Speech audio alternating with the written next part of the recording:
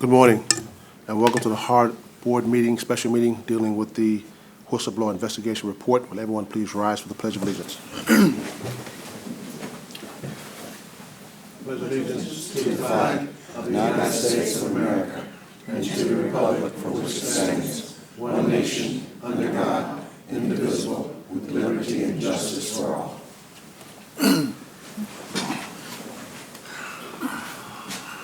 Before we get started, we're going to set some ground rules. First, we have some board members that must be out of here at least by 11:30. So therefore, your comments must be short and to the point. If someone's already made a remark, there's no need to repeat that remark because we want to be out of here and finish with our work by that particular point in time.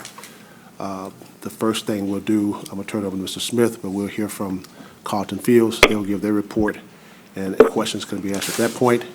Then Mr. Limmer or his representative can come forth and make their statement, and questions can be asked at that point, and then we'll have board debate and go from there.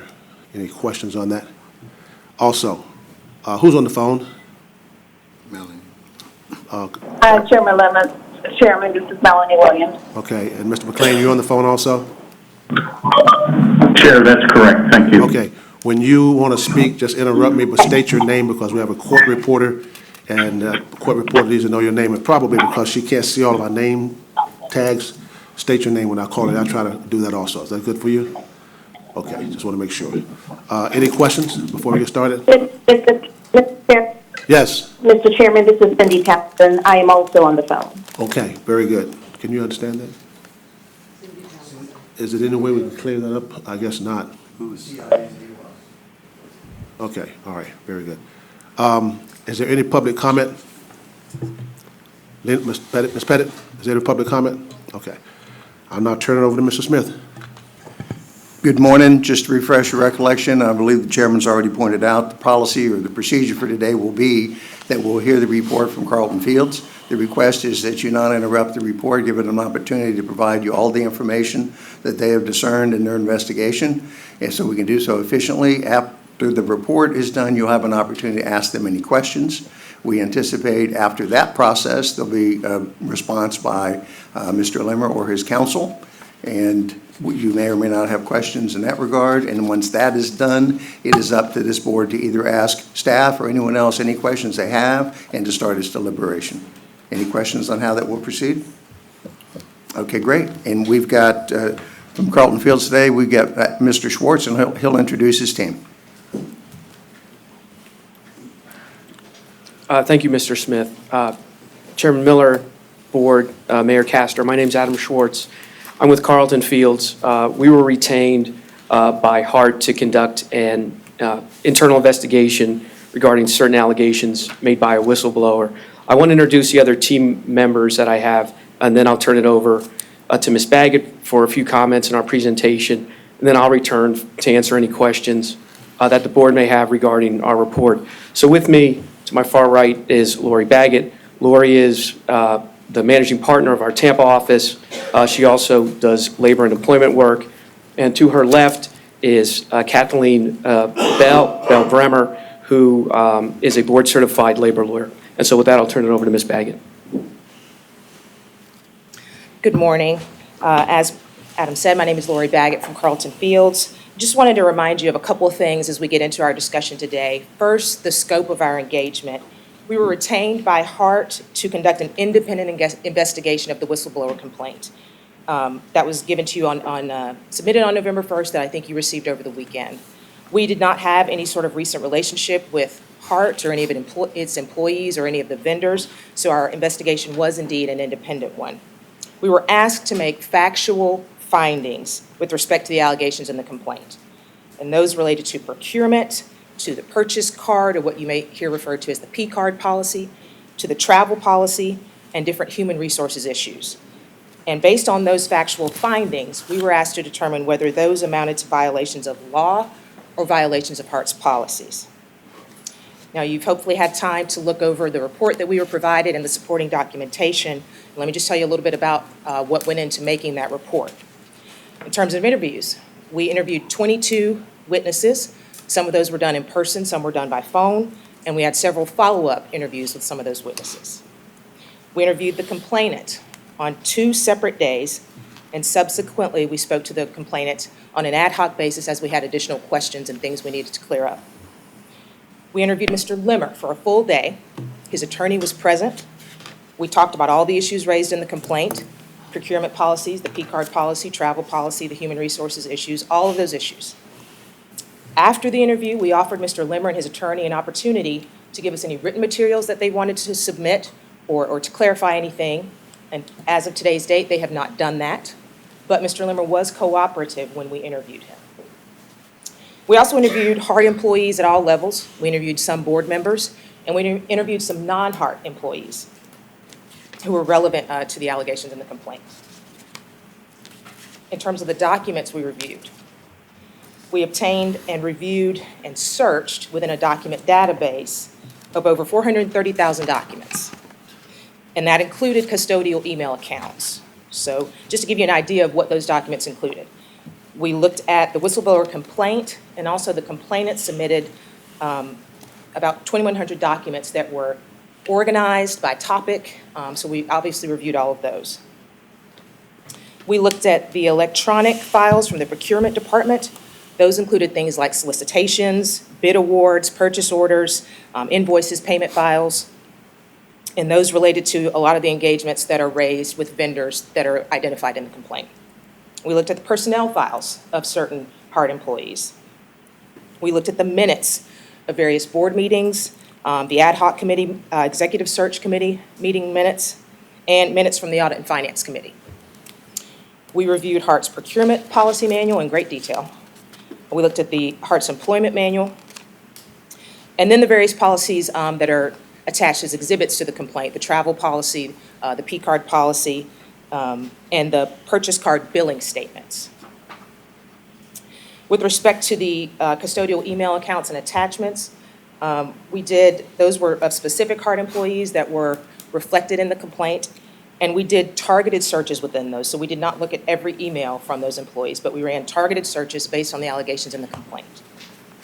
As a result of all that, of the interviews and the document review, that's what went into making the report that you have and that you reviewed. Now, as you saw in that report, there are 19 separate findings. We did not find any violations of law. There were 8 violations that we found of HART's policies and procedures. Those are set forth in the first section of the report. And of the other 11 issues that we analyzed, we did not find that there was any violation of HART's policies. But it's important to keep in mind that with respect to the facts that are alleged in those 11 points, the facts, we were able to conclude that they did occur, and they were as alleged in the complaint. So just to summarize, this is a very complete report. It's very detailed. I'm sure you can know that from having read it and spent some time with it. We spent well over 700 hours working on this project and putting together the report for your review. It's very detailed, and we encourage you to take the time to discuss it today. And we think it stands on its own, but as we mentioned, Mr. Schwartz is going to answer any questions that you might have. And we thank everyone for their time. We know that has been a stressful time for the agency, and everyone has been very cooperative, and we appreciate your patience.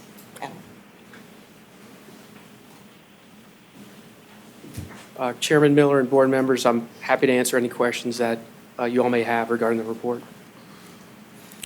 Are there any questions? Are there any questions?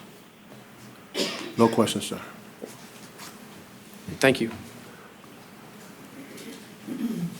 Yes, sir. Okay, thank you. Just state your name.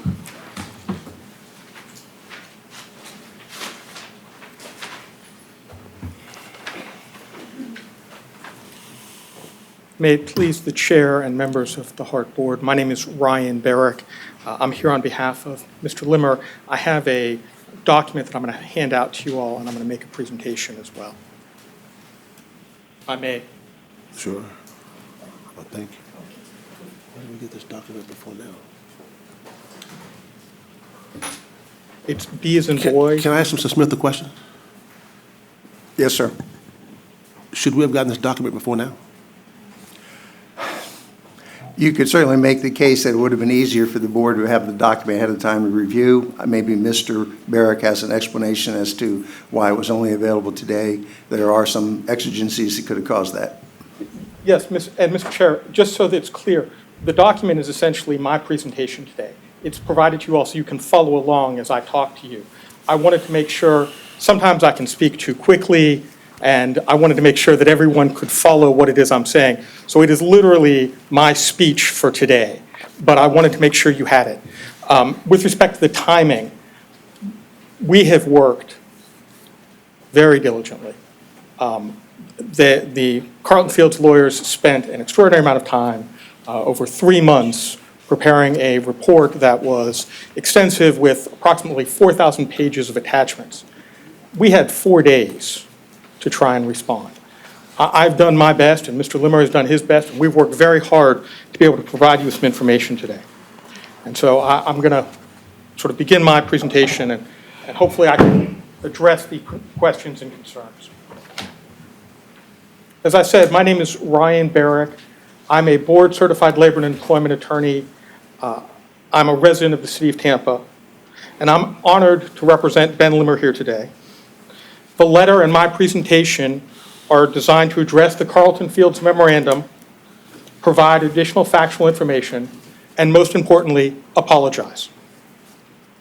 As I said, I've endeavored to respond to all of the issues addressed in the Carlton Fields memorandum, but it must be noted that we did not have notice of the actual allegations until approximately 5 p.m. on Sunday, February 2nd. Prior to that time, despite multiple requests, we did not receive a copy of the whistleblower complaint. We did not have a redacted copy of the whistleblower complaint until the February 2nd, Sunday night of the Super Bowl. Literally right before the Super Bowl, we got the whistleblower complaint, after we got the Carlton Fields report. On February 7th, 2020, Mr. Limmer was interviewed by the Carlton Fields attorneys. During that meeting, we also did not receive a copy of the complaint or the redacted summary. We were not made aware of any of the specific allegations against him. There were discussions, they were broad-ranging discussions, but there's a difference between having discussions and seeing the allegations. In light of the short time that we've had, we have not been able to address everything that's been raised in the memo. We've done our best, but I'm sure we've left things out. In addition, without access to Mr. Limmer's and others' electronic files, emails, and calendars, it's been incredibly challenging to present a complete response to the investigative report. Nonetheless, I would like to begin by stressing that Mr. Limmer recognizes the difficult situation that the underlying issues and this investigation have caused to the organization, the staff, the board, and himself, and he apologizes. Mr. Limmer looks forward to working with all involved to learn from these allegations, regardless of finding, as well as implementing the recommendations included in the report. Mr. Limmer also remains fully committed to updating internal policies and procedures, increasing transparency, and most importantly, creating a more communicative culture. Mr. Limmer's employment agreement with HART contemplates that no one is perfect and specifically provides that Mr. Limmer should receive written notice and an opportunity to cure and address issues like violations of rules or policies. I'm going to begin my substantive portion by discussing the on-call consulting services issue.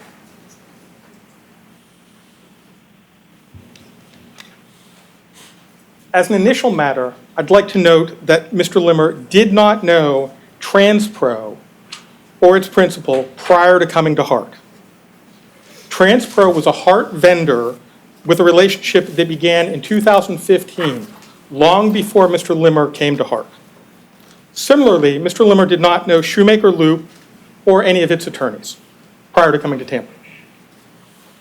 Prior to Mr. Limmer starting at HART, and with no input from Mr. Limmer, the former interim chief executive officer of HART engaged TransPro to assist in what they referred to as the CEO 100-day onboarding engagement. And this is actually discussed in the Carlton Fields memorandum on pages 16 and 17. To be clear, Mr. Limmer, before Mr. Limmer even joined HART, HART's then existing senior management positioned TransPro as a pre-existing HART vendor resource for Mr. Limmer to utilize. As noted in the Carlton Fields report, at Mr. Limmer's direction, the HART procurement process is undergoing a substantial review. Mr. Limmer believes that the HART procurement process is antiquated, ineffective, contradictory, and in need of substantial revision. This is a view he has spoken about on multiple occasions publicly and to HART staff. For example, in October of 2019, Mr. Limmer spoke publicly at a Tampa Bay Business Journal event to 200 business leaders about his intention to modernize HART with respect to policies, procedures, and procurement. An example of the antiquated nature of the HART procurement manual is shown that the procurement manual refers to, on multiple locations, telegrams. There's in fact a whole section in the procurement manual devoted to telegrams. Western Union stopped sending telegrams in the early 2000s, but yet there's an entire section devoted to telegrams in the HART procurement manual. The current HART process to select companies to provide consulting services is time-consuming and costly for HART. Based on the projected growth of HART, it's going to become even more so. It is Mr. Limmer's experience that transit agencies frequently utilize on-call service agreements to attempt to be more efficient in their engagement of consultants. During the time that he was at MARTA, Mr. Limmer had approximately 9 on-call service agreements available to him.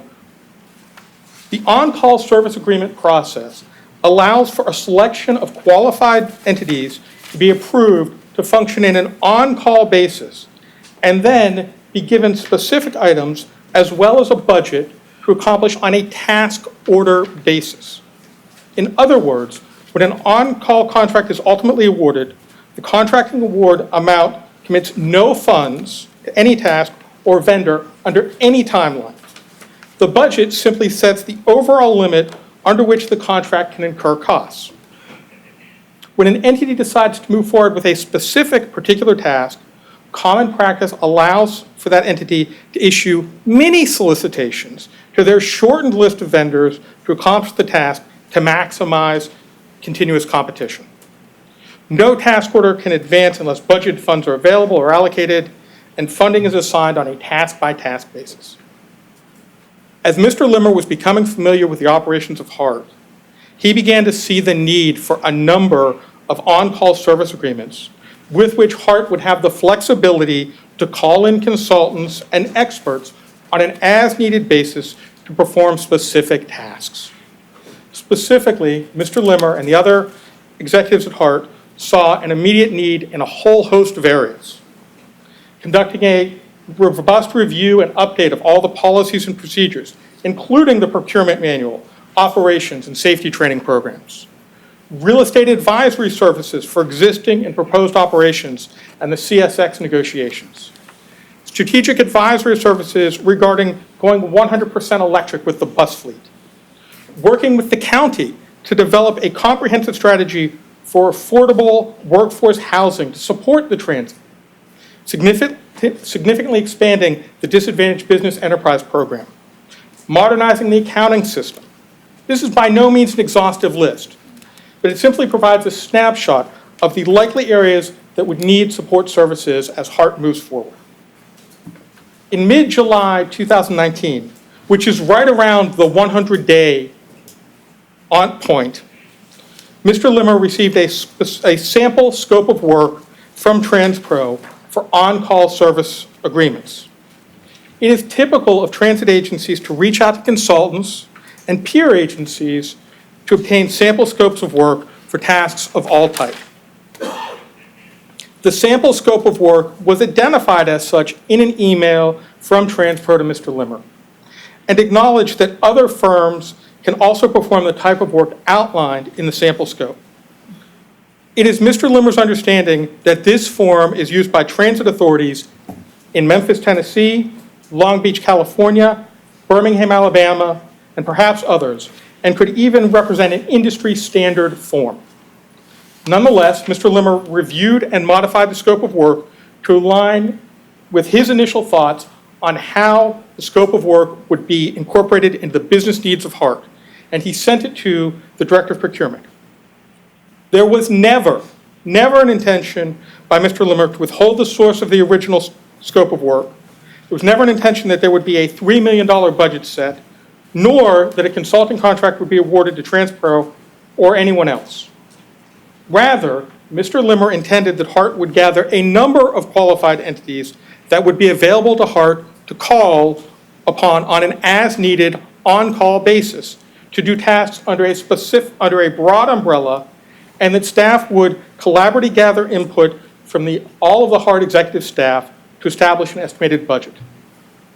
This is the exact approach that is utilized by transit agencies of all sizes across Florida and the United States. In addition, Mr. Limmer did not intend this document to be the sole document utilized in the creation of the HART on-call services agreement.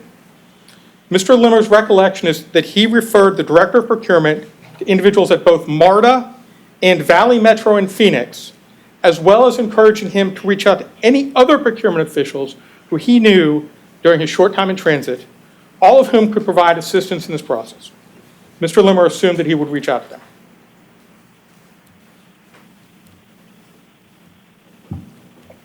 It should be noted that Mr. Limmer assumed that the Director of Procurement, as well as the interim Chief Financial Officer, had familiarity with these types of on-call service agreement, which in hindsight, it appears that neither of them did. Although admitted from the investigative report, an August 20th, 2019 email from the Director of Procurement to the interim Chief Financial Officer and the contract specialist indicates a recommendation for a $3 million annual budget. This email also suggests a short listing of 3 qualified vendors to allow the opportunity to distribute the work and the task orders equally to each of the qualified vendors. These recommendations were not those of Mr. Limmer, but rather seemingly aligned with the potential tasks listed earlier. Mr. Limmer was not aware that the Director of Procurement did not secure additional scopes to align with the business needs of HART, nor was he aware that what scope of work was included with the solicitation. Once the solicitation period closed, Mr. Limmer was not aware or involved in any way in establishing the evaluation criteria, reviewing the proposals received, nor participating in the proposal review process panel to score those responses. Throughout his executive management career, Mr. Limmer has relied on his staff, who are the subject matter experts, to lead all procurement activities. Had Mr. Limmer been aware of any potential issues with this or any other procurement matter, the procurement would have been canceled immediately. As it turned out, staff agreed with Mr. Limmer by canceling this solicitation.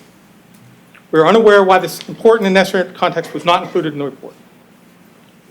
Ultimately, during a meeting on November 2nd, the Director of Procurement recommended awarding the contract to 4 vendors and utilizing a combination of mini solicitations and rotational assignment of task orders in order to maximize the competition and to provide fair and equal access to all vendors.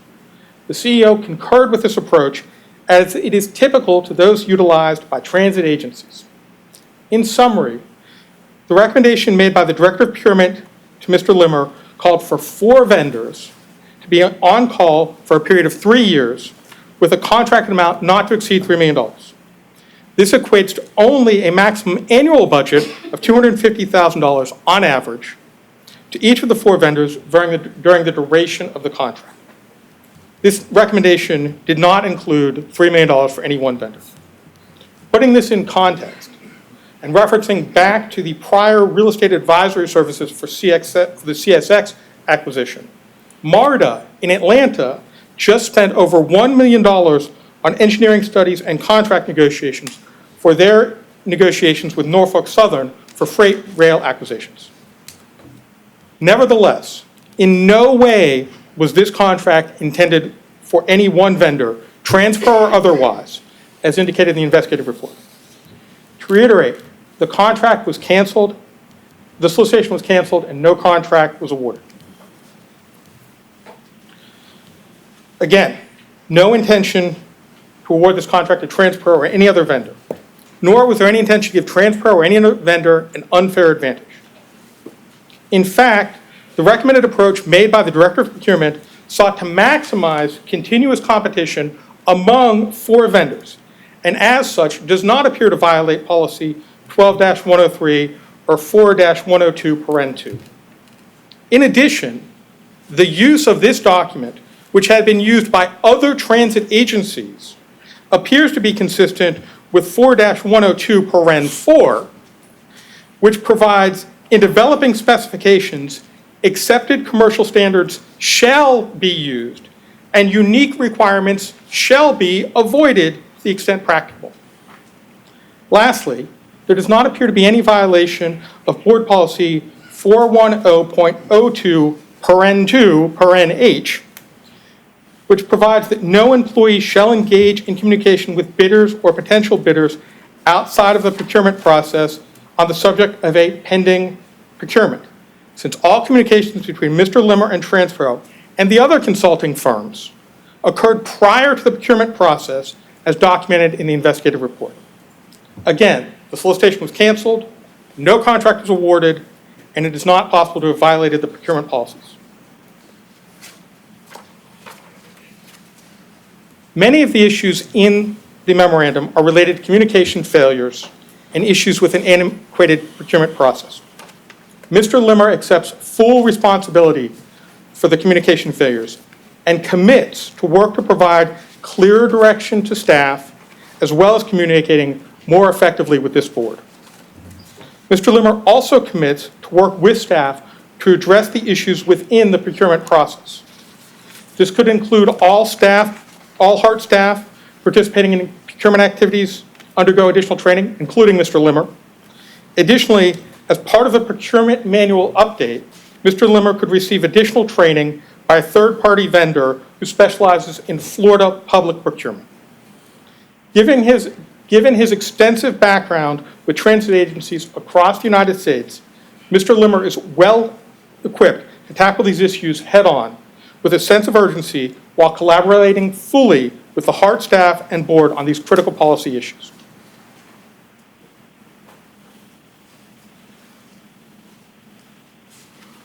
I'm going to address the issues associated with the Shoemaker firm. After Mr. Limmer assumed the CEO role at HART, he made the decision to go in a different direction with respect to the structure and personnel for some of the senior staff positions. Specifically, Mr. Limmer determined that it was appropriate to accept the resignation of the former Chief Financial Officer and Chief Administrative Officer. As is common, Mr. Limmer wanted to ensure that these individuals assisted HART during the transition, received appropriate severance payment, and executed appropriate release documents. This was a complex and unique matter because these individuals were the ones at HART that were responsible for human resources and legal services, and responsible for procuring those services from outside vendors. As detailed above, HART, with no involvement from Mr. Limmer, had engaged TransPro to provide consulting services with respect to Mr. Limmer's first 100 days. So there was an existing relationship with TransPro and a consulting agreement with TransPro to assist HART with transition issues. In this unique circumstance, where HART could not go to the normal channels, Mr. Limmer utilized an existing contract vehicle in order to accomplish the desired outcomes. Mr. Smith, counsel to HART, was aware that Shoemaker Loop was engaged to assist with these matters and participated in multiple discussions with the Shoemaker attorneys. It is Mr. Limmer's understanding that although the Shoemaker attorneys were advising HART, they were doing so as a function of a TransPro contract. Mr. Limmer looks forward to working with Mr. Smith to resolve any issues, as well as addressing additional legal service procurement issues that have surfaced while preparing this response. For example, HART's legal counsel for labor negotiations was identified by the former Chief Administrative Officer and interim Chief Executive Officer, and that individual services were built through an existing contract with Bennett, Jacobs, and Adams, PA. And I address the operations support proposal.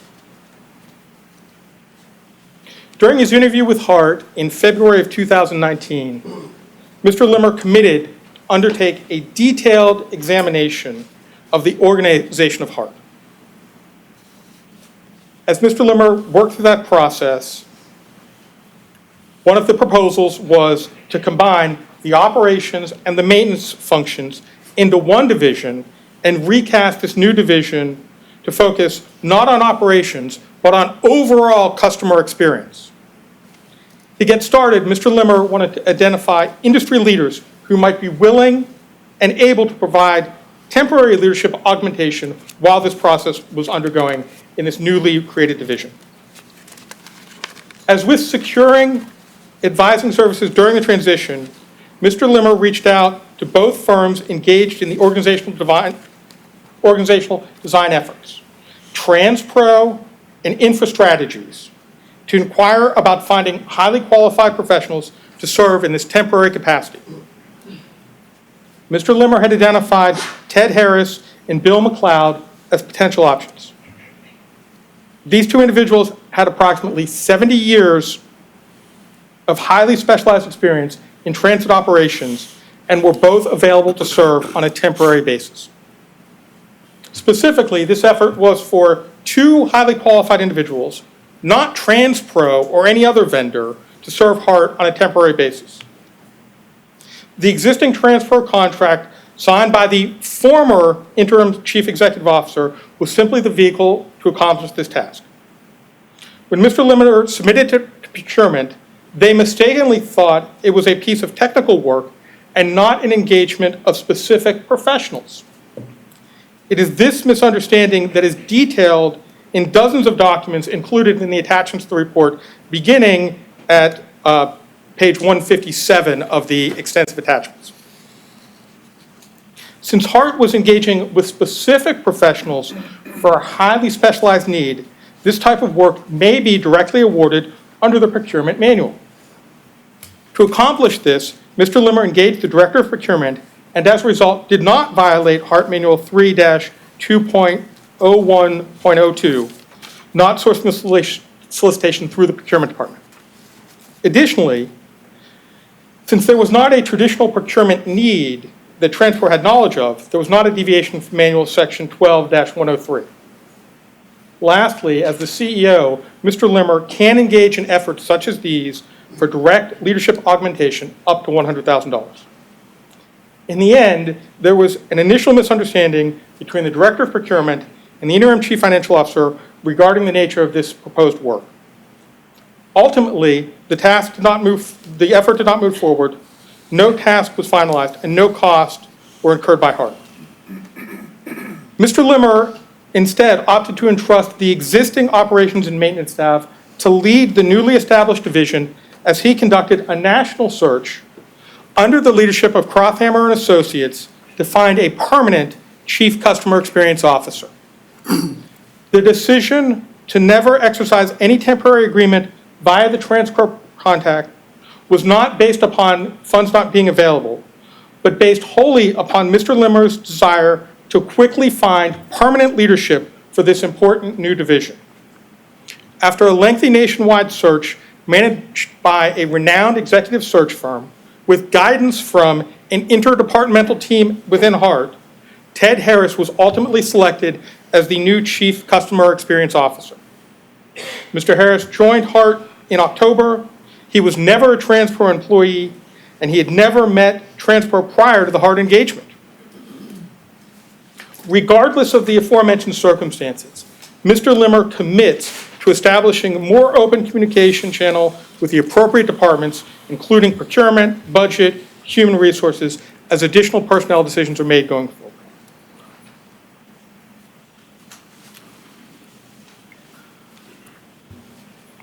I'm going to address the per diem P card policy. Early in his tenure as HART CEO, Mr. Limmer believes he took 2 trips in April 2019 where the HART applied per diem was utilized. Upon returning from these 2 trips, Mr. Limmer felt that HART's reimbursement may have been contrary to the GSA federal guidelines as well as Florida statutory guidelines for HART per diem reimbursement. Mr. Limmer raised an issue with, Mr. Limmer raised a concern regarding this issue due to the federal and state inconsistencies, as well as deviating significantly from standard transit practice. In addition, it appeared to Mr. Limmer that the policy was potentially harmful to those with religious or other dietary restrictions. The policy states that if there is a meal provided by a conference, you essentially have to eat that meal, which is problematic in the world we live in because people have all sorts of dietary restrictions that are medically imposed, that are religiously imposed, and expecting people to eat the provided meal is problematic. As an employment lawyer, I can tell you it is problematic. But in any event, this was a topic of discussion, not just for Mr. Limmer, but for HART and really generally. The former CFO suggested to Mr. Limmer that he get a credit card and use that for travel and other expenses. The former CFO also needed to identify the need to update the travel policy to be mindful of this dietary issue and eliminate personal judgment in calculating per diem. Mr. Limmer never asked for special treatment. Based on these conversations, in June 2019, Mr. Limmer used the P card for travel expenses to the American Public Transportation Association meeting in Toronto. During this trip, he did not claim any per diem whatsoever, and as such, he did not violate 6F of the P card SOP.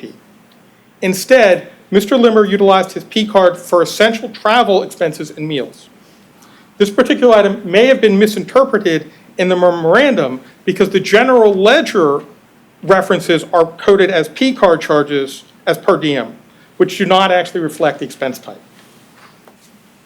Upon Mr. Limmer's return from Toronto, the now interim chief financial officer preferred that Mr. Limmer resume utilizing the per diem reimbursements as calculated by HART staff, consistent with existing HART policy, and not utilize his P card.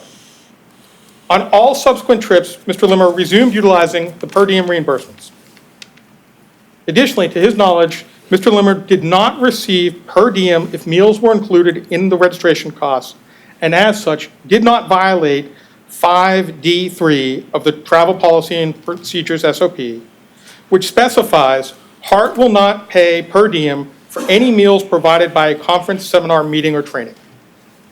At no point did Mr. Limmer knowingly or willfully use his P card for any expenses which he received a per diem reimbursement. During a meeting held on October 9th at the County Center, the Chief of Policy and Performance and the Interim Chief People Officer met with Mr. Smith to discuss and confirm that Mr. Limmer was eligible for reimbursement of business expenses associated with meals with transit professionals while traveling on HART business.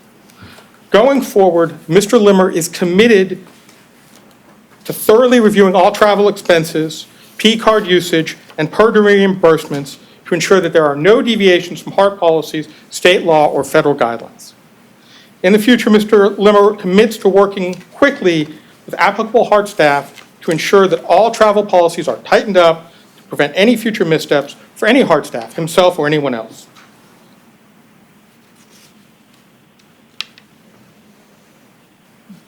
Excuse me. The memorandum identifies $29.38 in child meals, which Mr. Limmer inadvertently charged to his HART credit card. These were charged in error by Mr. Limmer, and Mr. Limmer has reimbursed HART for $29.38. This was a violation of HART P card policy SOP 6.H(2) and number 5 of the HART P card employee agreement. Mr. Limmer has utilized great care and caution during his 20-year career in public service of P cards usage, and he made a mistake. It was an error. He will make additional changes to ensure this type of mismanagement does not unintentionally occur in the future. There's some specific items that are mentioned, and I'll walk through those. There's a Keurig machine. So this is not Mr. Limmer's Keurig machine. This is HART's Keurig machine. It is the property of HART, and it has at all times been located on HART property, and is only used to provide coffee for Mr. Limmer and visitors to his office. This purchase is consistent with HART budgetary expenses. For example, the general ledger line for organizational-wide coffee services on a monthly basis is approximately $740 per month. Mr. Limmer believes that offering coffee and water to visitors is a legitimate HART expense. there's a reference to a cell phone holder. The cell phone holder is to hold the HART-provided cell phone in the HART-provided vehicle. It's not for Mr. Limmer's personal vehicle or personal phone. It's when he's using a HART vehicle and has a GPS on his phone that he's not holding his phone. Mr. Limmer does not believe that he should be holding a phone to utilize GPS while driving a HART vehicle, and this is a small, inexpensive cell phone holder. It was a legitimate HART expense, and there was nothing inappropriate with Mr. Limmer asking his assistant to order it for the HART vehicle. There's a reference to a card holder. That is a holder for the HART parking and gas cards for the HART-provided vehicle. It's not for Mr. Limmer's personal cards or personal vehicle. It's a legitimate HART expense, and there was nothing inappropriate about asking HART staff to procure that. Lastly, there's a reference to an armoire. The armoire was a $200 armoire from Amazon. It is to hold the HART polos, jackets, and other attire that were provided to Mr. Limmer by HART. On occasion, Mr. Limmer needs to adjust his attire during the course of the day. He'll be in business casual and he needs to get into a suit, or something will happen and he'll need to get out of the suit. There's no closet or other storage facility to hold those things in his office. Mr. Limmer's executive assistant ensured that the armoire that was purchased was the most cost-effective option on the market, and there was nothing inappropriate with Mr. Limmer agreeing to purchase and install that item. None of these items were for Mr. Limmer's personal benefit or convenience, but were instead installed for HART property, on HART property for HART use. As such, there's no violation of number 5 of the P-card employee agreement. Nonetheless, Mr. Limmer fully commits to a thorough review of this policy to prevent any potential inconsistencies in the future. Sales tax exemption on the P-card. It is Mr. Limmer's experience that many merchants and their staff are not used to seeing a sales tax exemption certificate, and it's not always understood or honored. And on occasion, he forgot to present it. As a result, there was an unintentional violation of the P-card SOP. Mr. Limmer endeavors to work in the future to ensure that the certificate is honored. I want to address the COMTO conference. HART hosted the Conference of Minority Transportation Officials, the COMTO, annual conference at the Marriott Waterside Hotel this past July. HART's Director of Community and Business Engagement was the chair of the conference, and HART was the host entity. Mr. Limmer, as the CEO, was a key participant in that conference. The Conference of Minority Transportation Officials is an entity that Mr. Limmer has very strongly supported throughout his career. Supporting and enhancing the advancement of minorities as well as women in transport, and specifically in public transportation, is of utmost importance to Mr. Limmer. In fact, prior to joining HART, Mr. Limmer has continuously practiced what he preaches by ensuring that his leadership teams maintain diversity. These efforts have included active participation in COMTO events, fundraising, and conferences.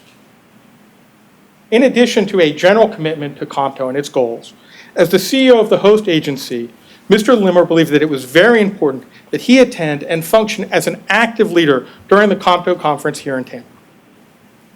As noted in page 14 of the memorandum, COMTO usually provides complimentary lodging to the CEO of the host agency.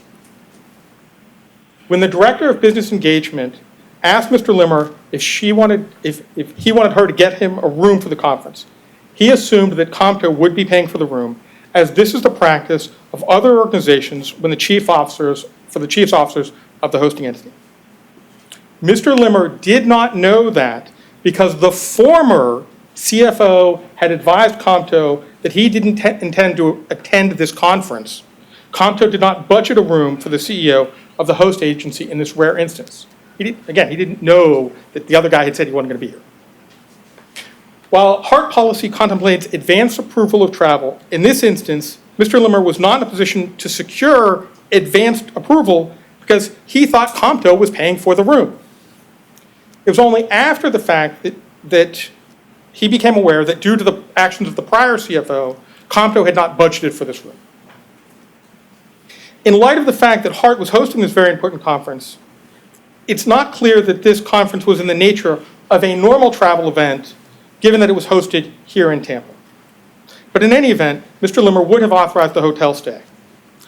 Authorizations for staff staying at local hotels when attending conferences is consistent with HART past practice. For example, HART paid for the former chief administrative officer to stay at the same Marriott Waterside Hotel in May 2018, which was before Mr. Limmer joined HART. Although it is unclear if there was a violation of HART policy in this unique instance, Mr. Limmer will also ensure that this policy was reviewed as part of a comprehensive policy and procedures update. Mr. Limmer desires fair and reasonable applications of all policies while being consistent with state, federal, and local requirements.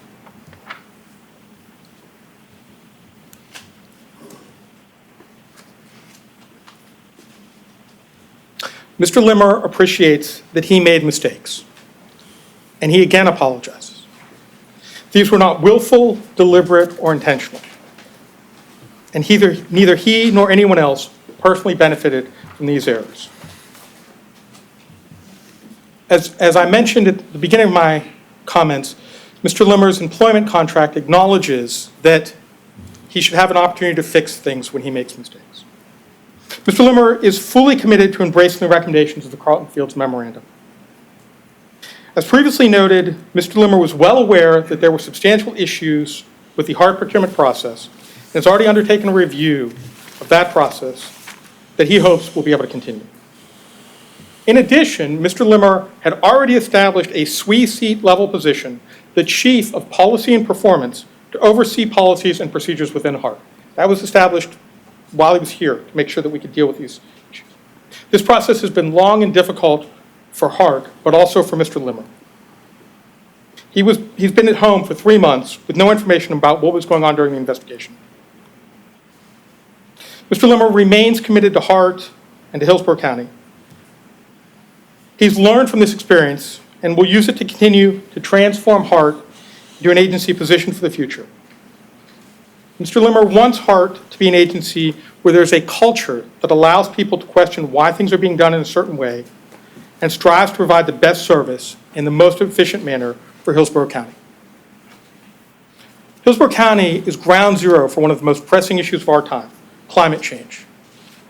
Public transportation is a key tool to mitigate our impact on the environment. Mr. Limmer wants to continue to partner with this board, the stakeholders, the community, the riders, and everyone to make HART the agency that Hillsborough County deserves. Mr. Limmer is going to make a brief statement.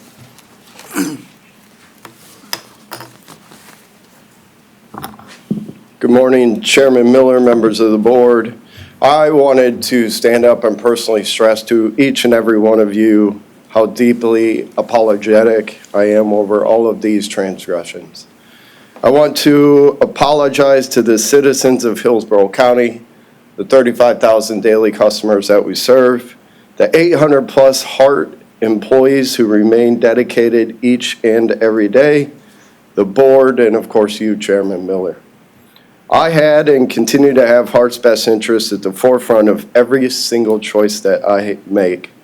I'm very thankful for you considering allowing me to return to serve you and the rest of the HART organization. I'm fully committed to working with you to cure any and all issues that were identified in this process, and I thank you for your time.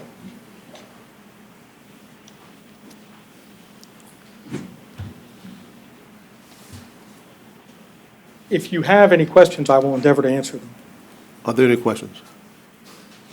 I have a question. When was the first time Mr. Limmer asked for any documentation from this agency? As my recollection is, I made a request to the investigators early on in the process via email and telephone requesting that we be provided the documentation, the copy of the whistleblower complaint. I believe that request, I could pull my email if you'd like, I believe that request was made in November, I believe. I can find those emails if you'd like. So we made a request for the redacted copy of the whistleblower complaint, I believe in November. I again requested it repeatedly in emails when we were arranging the meeting in January, in the end of December, I made a number of requests asking for that document so that we would be prepared to address whatever questions were raised to us. Unfortunately, HART, the investigators determined that they were not in a position to provide us with either that document or any other documents. So I guess that would be when we first made those requests. You asked that of the investigators, but when did you ask the agency when did Mr. Limmer ask the agency for any documents? I was instructed that we were to communicate, my understanding was that I was instructed to shuttle my communications through the investigators. That is a typical process when there's something like this, is that I'm instructed to go, and that was my understanding, was that I was communicate through the investigators, and that's what I did throughout the process. Were there any questions this week from you or Mr. Limmer to get? Yes, sir. I did request additional, after we received the report late Sunday evening. On Monday, I contacted Mr. Smith to ask for Mr. Limmer's emails. And really what we'd asked for was that Mr. Limmer have access to his email account on a read-only basis so that we could engage in additional preparation. We thought that a read-only access would be a great way to do that because it would enable us to just search for items that we thought would be important, but we wouldn't be able to take anything out. And that's something that is relatively easy to do. Unfortunately, HART staff decided that they were not in a position to do that. They did say initially they told us that we wouldn't be able to get any emails until late Thursday evening or Friday, which would be today, which would not be helpful for us to respond to you today. So getting emails, they then said that if we could narrow our request, we might be able to get something sooner than that.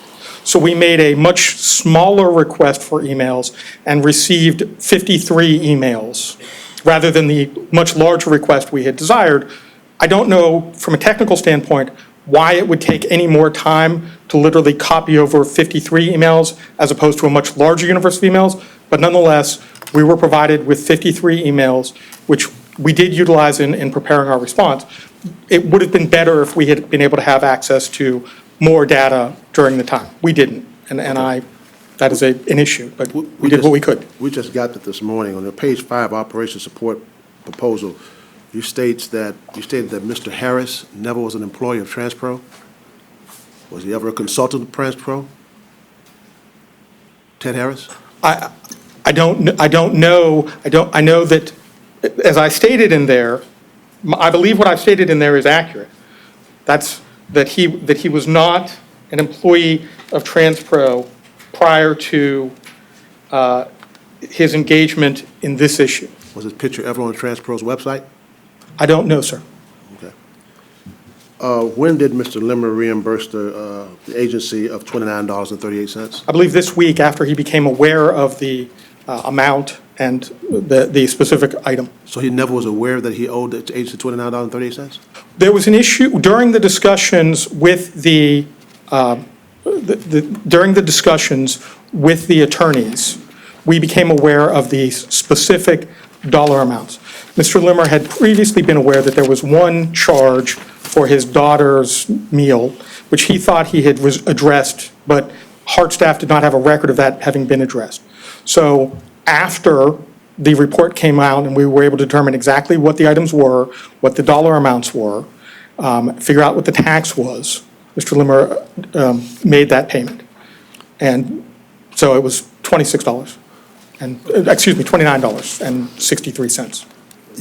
You also stated that 38, I apologize, 38 cents.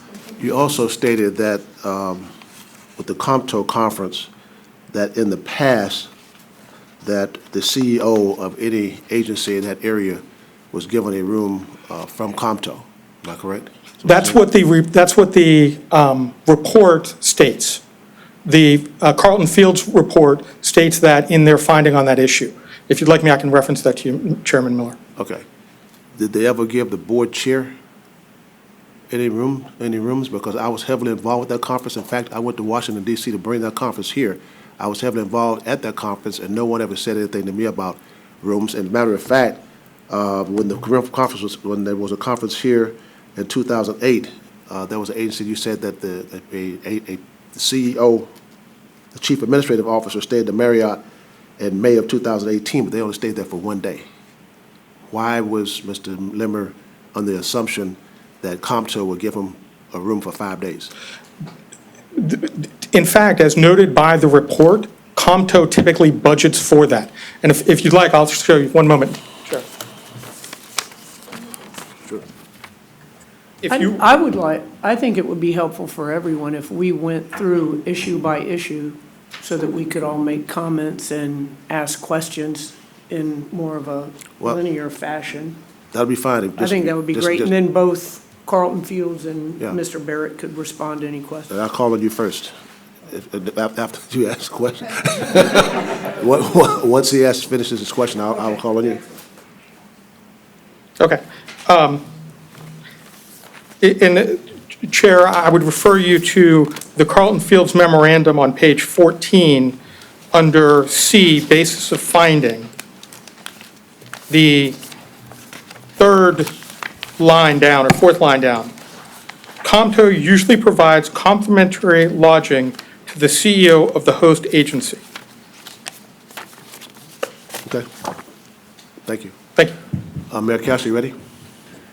Yes, on the first issue of the on-call consulting to go by Mr. Barrack's, talking about the $3 million TransPro contract and the indication that that the prior CEO had actually, it was the 100-day. Okay, on the $300 million contract, my question would be, did Mr. Limmer, it says that he assumed, and that's always a mistake, assumed that they would reach out to other contractors. Did he check to see if they reached out, or it was just the assumption? And then also, it says that his prior practice has been that these types of contracts have been broken down into 3 or 4 different agencies, which ultimately was the case. But did he ever request that prior to, that it be broken down? Well, I would say, and Mayor Castro, I have an email from Mr. Edmondson where he talks about, Mr. Edmondson, the Director of Procurement, recommending a $3 million budget and discussing that I believe we are shortlisting to 3 vendors. And so it was always contemplated that there would be multiple vendors, not just one vendor getting a large contract. It was always contemplated that there would be a number of vendors and that they would get individual task items, not some big contract. This was a way to try and sort of, how do you eat an elephant? One bite at a time. There's a whole bunch of stuff that needs to occur. How do we deal with that? Well, we break it out into individual task orders, and that was really what the intention was, and using this as a vehicle to do that. Right, and I understand that. I know how the contracts are broken up on a regular basis, but assumption and intention, when you're the head of an organization, you have to ensure that those things are done. So it was one scope of work that was given with an assumption that there would be others? Correct, that staff would understand that this was not the end-all, be-all, rather they would secure others as well and work to create a final document. Okay. All right, that's the only question I have on the first one. Any other questions on the first finding? Commissioner Smith, you recognize? I would like to ask Carlton Fields if they have anything to say about this one, because their report on page 4 finds several violations of the manual and board policies, but Mr.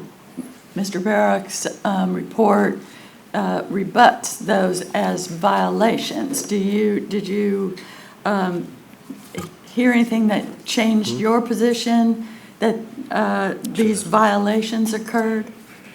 So, Mayor Smith, Commissioner Smith, before I get to that question, let me just say, throughout this whole process, what we tried to do was we gave Mr. Limmer the benefit of the doubt throughout all these allegations and our analysis and our evaluation of them.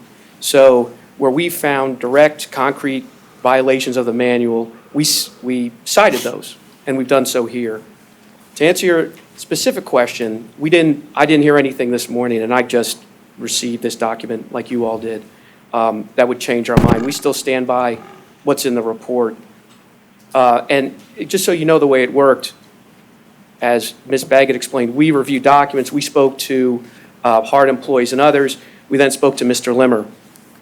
After we heard from Mr. Limmer, we then went back and we checked and tried to verify what he told us. And so that is how the report and our findings came about. But to answer your question, no, we haven't heard anything that would change our mind. Thank you. And I would just make one comment that I noticed in Mr. Barrack's presentation. He talked about Mr. Limmer contemplating changing the procurement process and talking about that. And so does, interesting, in the whistleblower complaint document, which came out on November 1st, the complainant, on complaint number 6 on page 5, also spoke to this point that Mr. Limmer has repeatedly looked for ways to circumvent the procurement policy and has recently charged Mr. Edmondson to revise the manual to be more progressive and nimble. There's a movement as of this complaint by a couple of people, including Mr. Limmer, with apparent support anyway, to request that the procurement manual no longer be a board policy so that changes are at the full direction of the CEO. And further, they will be asking the board to rescind certain rights and responsibilities within the area of procurement. And it was the complainant's understanding, they say, that this request will be brought forth to the board in November, and that was part of the reason they came forward. Interesting, the same day, November 1st, I read in the Tampa Bay Business Journal about a public appearance by Mr. Limmer speaking about wanting to change the procurement policies and manual and processes to be more nimble. And that had a red flag to me of the CEO wanting to, remove the processes from board oversight, as it confirmed for me the complainant's point that we have a CEO who was looking to make the procurement process more in his hands, less board oversight, with the words, making it more nimble on the same time coming up. Okay. Thank you. Commissioner, Ms. Shanahan, you recognize.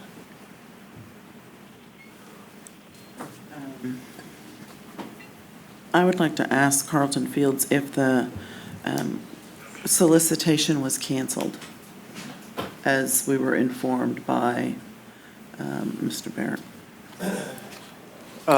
So, Commissioner, our understanding was that it was not canceled, but that it just did not proceed because the whistleblower complaint was raised.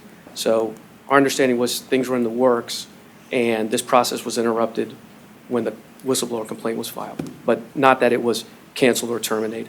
That's what we found in our investigation. And the only other thing I would say relates to creating a more nimble. I think in this day and age, you have to. Most agencies, and I now work across the country. They want to have the flexibility of creating a pool of proven resources that you can use for certain tasks.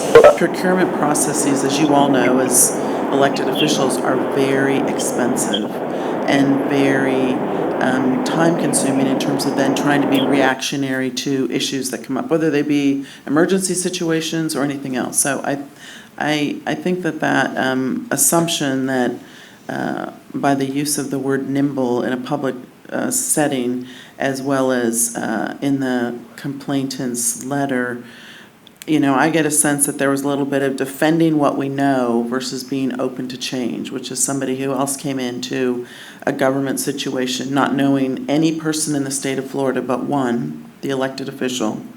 There was a lot of that tug and pull. You try to do pilot projects. You try to do, can we do things differently for constituencies? I mean, we all live in a world where things change very dynamically. And so it's very difficult sometimes for people that's all they know to be open to change. I'm not advocating that this was well managed, but I think that's an overview for me when I read through this in terms of the day in and day out. New person, new state, new rules, new county. All of that, which is very important to be very cautious and clear about to the mayor's challenge. But I think that I'm not sure the use of nimble meant that he was going to try to take power away from the board.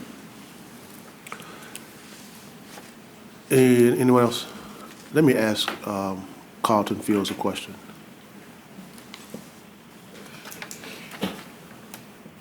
What did you, I know what's in here, but I want to get on the record. What did you perceive to be the violations concerning the management consulting services? I'm sorry, Commissioner. What did you see as a violation concerning the management services? Right. At the very base, our conclusion here regarding the management consulting services was that Mr. Limmer forwarded a template that he received from TransPro to the Director of Procurement without informing the Director of Procurement that the origin of the template for the scope of work. And then that same vendor, TransPro, received the highest marks, sort of not surprisingly, because of the origin of it was their template for the scope of work. And so that was really the basis for our finding. And I think as we've detailed in the report, and we put both sides in, Mr. Limmer said that he expected or assumed that the Director of Procurement would obtain other templates. The Director of Procurement denied that he was told that and did not do so. But our report details the basis for our finding. And Mr. Limmer acknowledged that he did not tell the procurement staff that the template came from TransPro? That's correct. That's what we found. Mr. Mechanic, you recognize. Another question for Carlton Fields, and in connection with our particular policies. We've heard discussion about the fact that a $3 million budget item was going to be broken up into smaller tasks.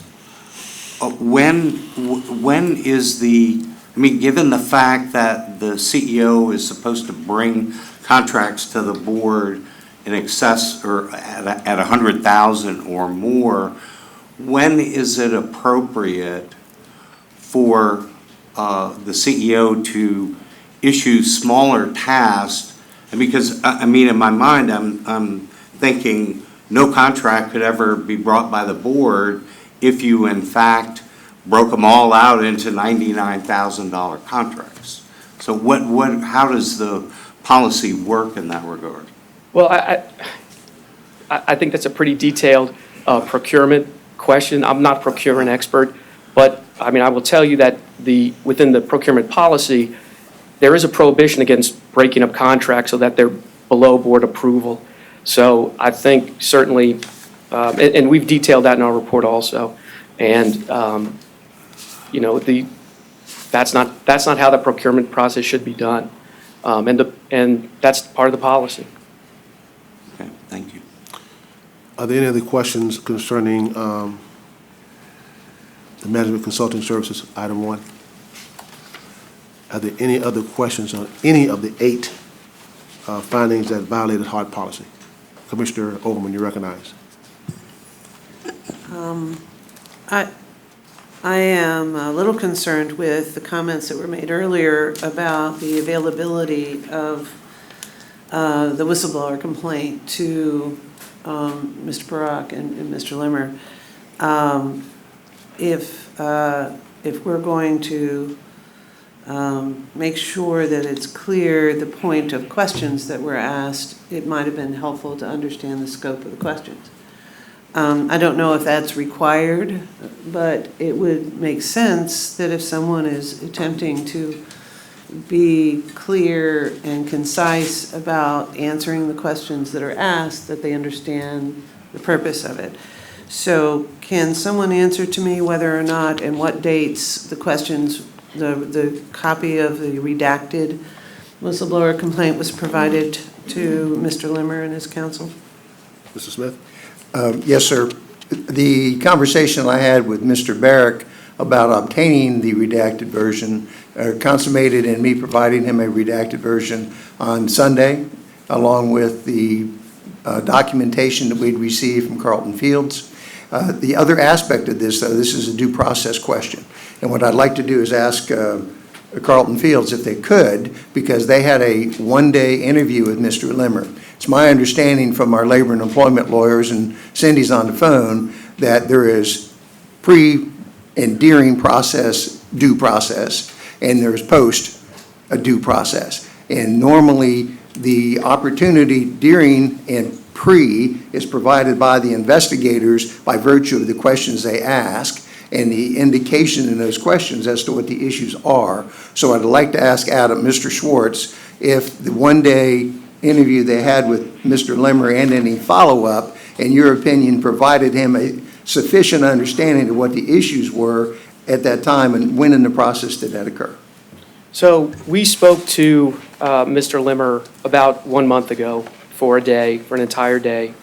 Prior to that, it was not our understanding that we could release the whistleblower complaint, and we had not received a redacted version to be released. But during the day that we did interview Mr. Limmer, we covered each of the 19 findings that we've made in the report and more in great detail. And of course, that included everything about procurement practices, vendor relations, human resource issues, purchase card policies and procedures, and all of the other topics that we've been discussing today. So we believe that's at the very least due process. I do want to also make it clear that we also open to Mr. Limmer and his lawyer the ability to come back to us with any questions they may have, to make any submissions that they wanted us to include or wanted us to consider before we made our report to HART. And to date, we had not received anything. So that's the process that we undertook and we tried to do. Mr. Miller, may I speak to that? Go ahead. First, while we were there, I received a note. I just want to mention, Mr. Harris was never an employee of TransPro, nor was he a consultant. So I've been asked that, and I wasn't sure, and I got a note confirming that. Respectfully, my view of what fair process and due process requires is different than my colleagues. Normally, you would get some sort of document that would lay out what it is the specifications are, so that you have the opportunity to respond to them. We didn't. We did have a lengthy discussion with them. But it was in no means here is this item, here is that item, here is this item, here's that item. It was a all-day discussion about a wide variety of topics. We discussed where Mr. Limmer, his education. I didn't know if there was an issue associated with that. We had a wide variety of issues that we discussed. There was not this is the allegation, what is your response? There was nothing anywhere in that nature of the discussion. So I don't believe, respectfully, I don't believe it did provide us with an appropriate opportunity to respond. We've done the best that we can, but we didn't have what I would consider an appropriate opportunity to respond. Similarly, a written response from Mr. Limmer without knowing what we're responding to is problematic, because we don't know, I don't know how I write a letter responding to stuff where I don't know what I'm responding to. And that's really the reality of it. I'll be honest with you. I really considered writing a letter, but I didn't know what to say because I didn't know what the allegations were. So I didn't know how to form that letter because we didn't have a charging document. And so we did the best that we could, which was fully cooperated with the investigators. Sat there for a day, answered every question they could, tried to be as upfront as we possibly could, accepted responsibility, as we've done here today. And that's really what Mr. Limmer has endeavored to do, is be as upfront as he can with HART and with this board and with the investigators, because he really values them. Thank you. Councilman Sisley recognized. Thank you, Mr. Chairman. This question is for Carlton Fields, so please. You made the comment in the beginning that of the 19 issues, 8 of them you found had violations of policy. The other 11 did not necessarily have violations of policy. However, they were factual in their presentation. Is that correct? Was that a correct?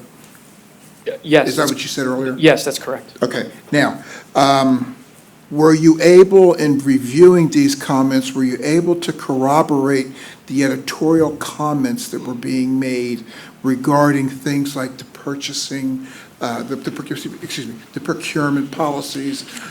Were you able to validate that that was the general belief coming from the CEO's office, being shared and pushed down to the support staff? So I guess I'll answer the question this way. I think what we were able to do with our investigation and report, when we were able to establish clear violations of policy, we noted that.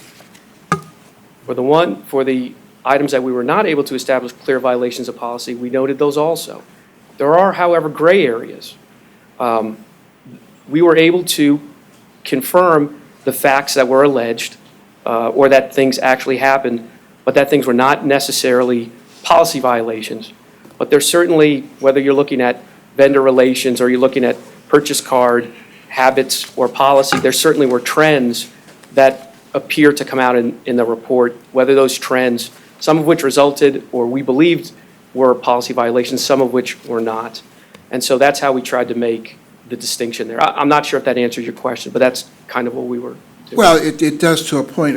My concern is that many of the comments that were made in the whistleblower complaint were somewhat editorial in nature, conspiracy, we need to do things quicker, we need to be able to be more responsive.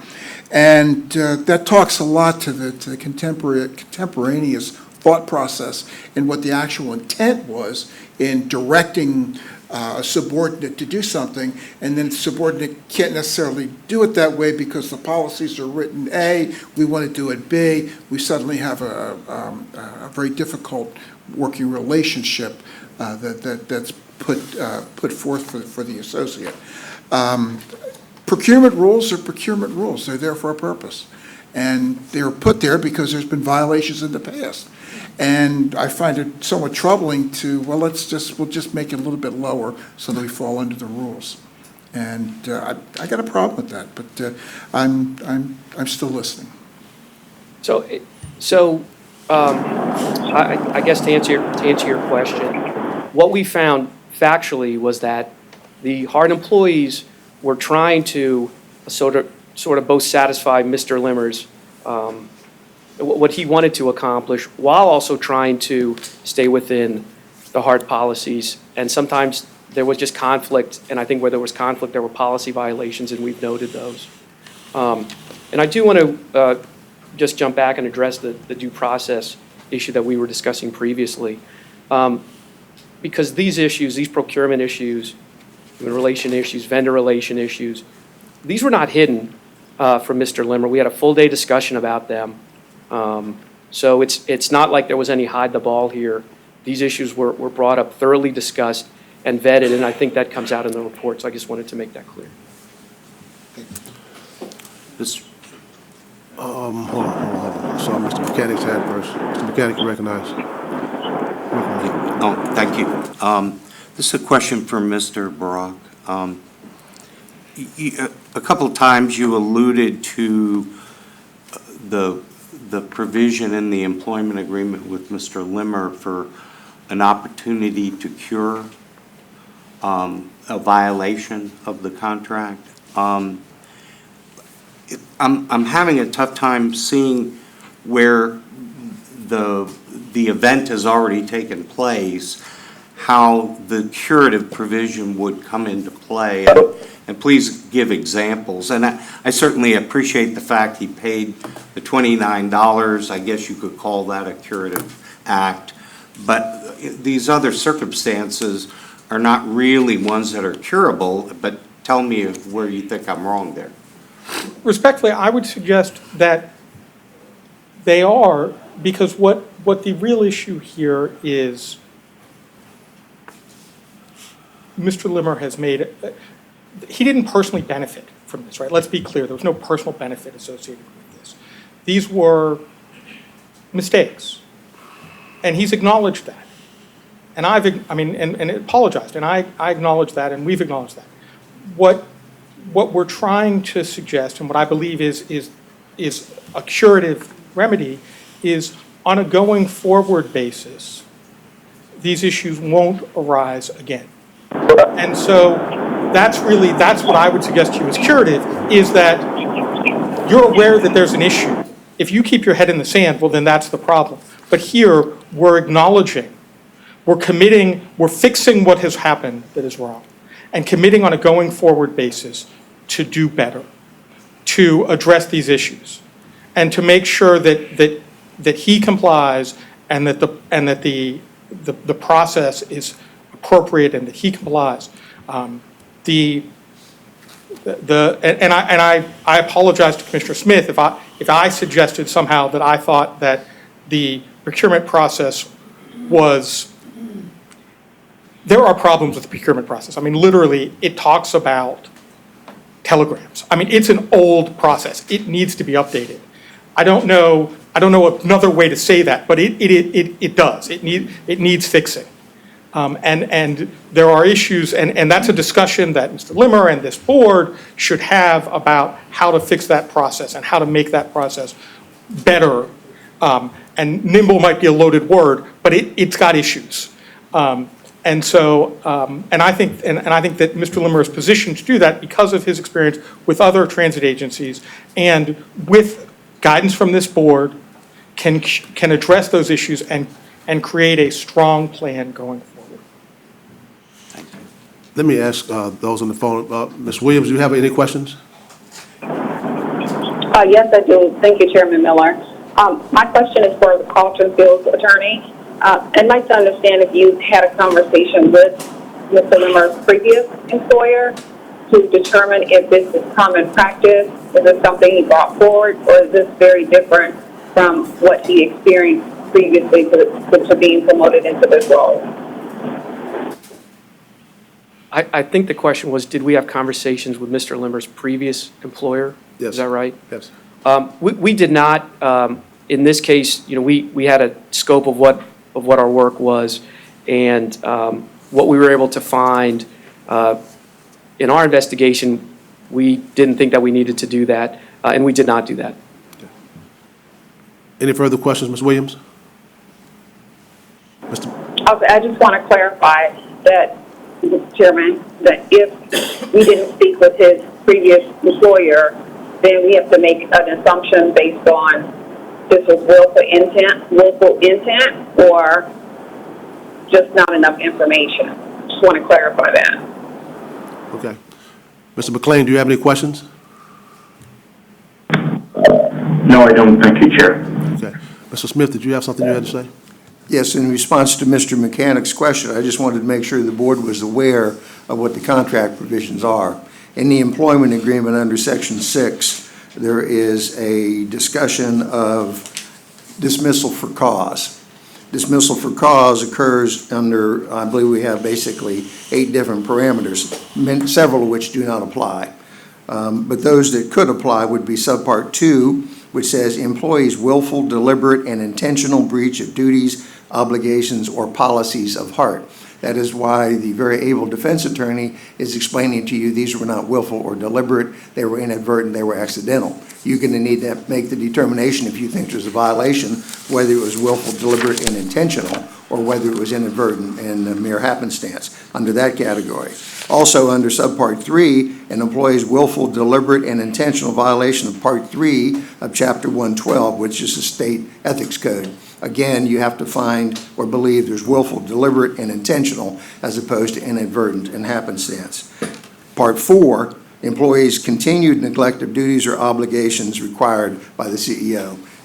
I have no reason for me to comment on that. That's pretty clear. It's subpart 5 that talks about the written notice, and only subpart 5. So the other subparts stand on their own. Again, they deal with willful, deliberate, and intentional. Subpart 5 says employees' continued violation of HART written rules and policies after written notice of same. So it's only that subcategory that requires written notice. So you've got the written notice provision, and I guess the issue that you asked, Mr. Mechanic, is written notice applicable when it doesn't really fit the situation.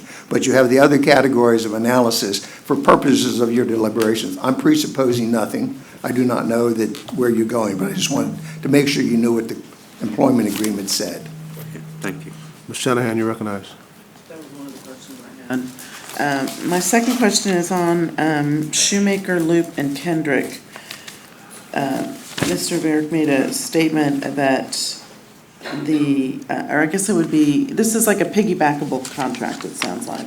This was a piggybackable situation. Well, it references, I guess my question is, as general counsel to the board, when we get into these areas of expertise, is it normal to use a piggybackable contract to bring in an expert law firm?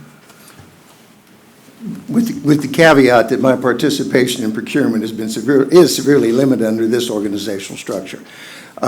Your policies, the board policies, specifically with regard to legislative and legal services, is that this board makes that determination. So you don't normally piggyback that because this board has to rule on it. The other issue, and the issue here, was whether or not TransPro could retain counsel to assist them, and therefore it wasn't technically retained by HART. I believe the statements made by Mr. Limmer's attorney today indicate that that was a procurement through TransPro. It was not a procurement by HART, did not go through the HART procurement process. And therefore, and that's a question I think we need to address in the future, is because that could be an obviously large opening through which you could drive legal services if you are able to do so pursuant to a subcontract, if you will. But I believe that's the way I understood this process at this point. But there's a reference in his presentation today that said HART's lead legal counsel for labor negotiations was identified by a former CAO and the interim CEO, and that those individual services were billed through an existing contract. So it sounds like that was behavior that had been done before. No, they were literally selected as qualified pursuant to an RFP. So you have a couple of employment relationships with your lawyers that were gained by an RFP, not pursuant to a subcontract. And that would be consistent with your policy because the RFPs will come back to this board. So your ability to control legal procurement and lobbying services remains intact in this board. Let me ask Carlton Fields, representative, to come up and address the Shoemaker Loop issue. What were your findings? So Just well done.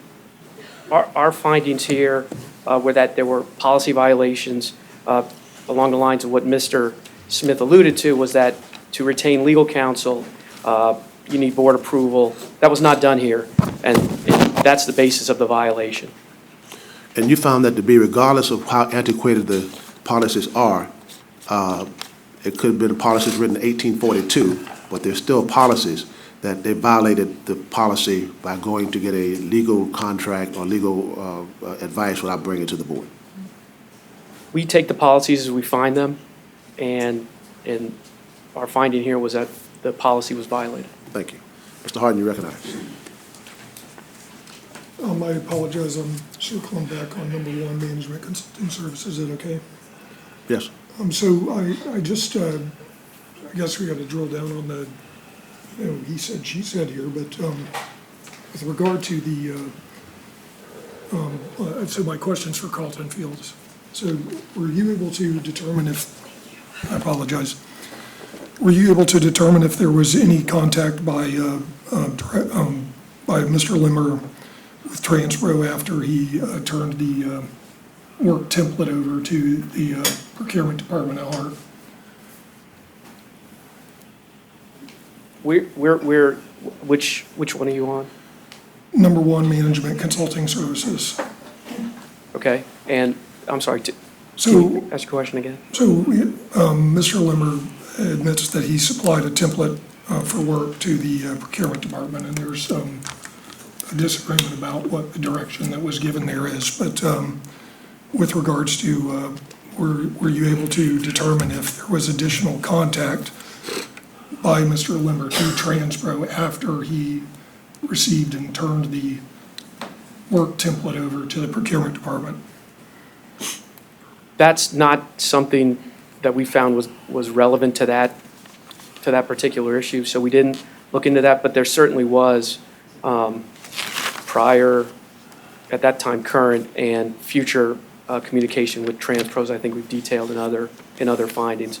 But as far as that goes, as far as the management consulting services piece goes, that issue wasn't relevant to our finding. It was more what. I apologize, because your finding says no employee shall engage in communications with bidders on the subject of a pending procurement. So it seems like after that a document's turned over to procurement and a procurement is requested to be started, that then there's a pending procurement. So I was trying to understand if he communicated with the vendor after that point. I understand your question now. So we looked at the pending procurement. What you're asking is a timing issue, and we didn't view the timing issue as, I think what you're viewing it as, once it's set, we viewed it as the pending procurement could have been as, because discussions started as early as July regarding this particular issue. That was when we sort of understood or took there to be a pending procurement issue.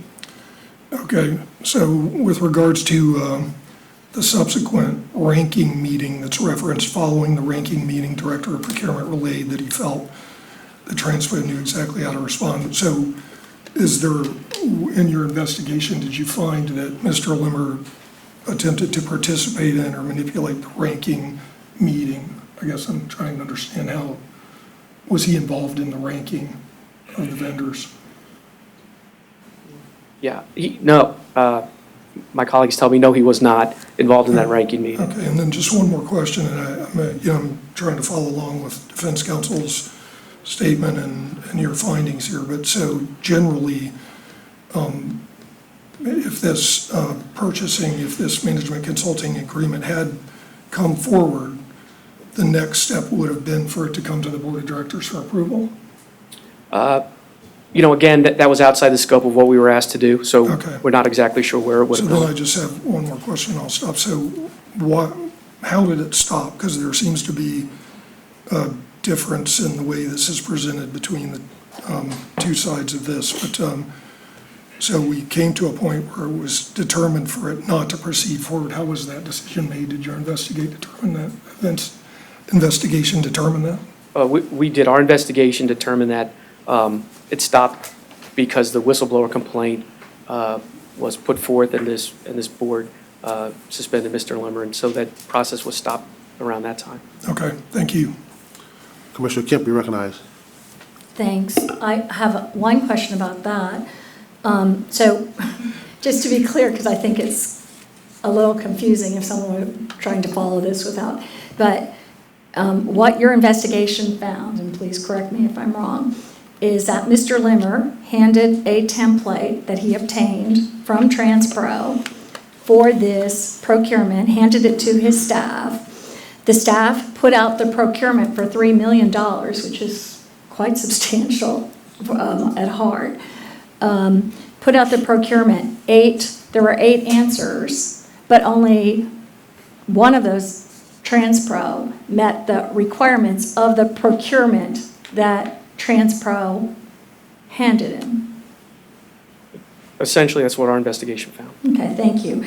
My other is, the investigation revealed several times that, from what I saw, and I'd like to have you speak to this, that repeatedly staff made efforts, HART employees made efforts to redirect Mr. Limmer and educate Mr. Limmer about procurement policies.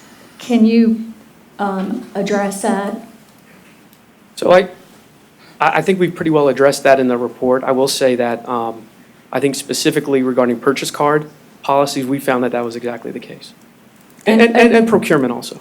Yes. Okay, so there was more than one instance. Yes, that's correct. And we think we have put forth great detail in the report regarding those issues. Thank you. Mr. Mechanic, you recognize. The chairman had moved to issue 2, so that's where I want to go here.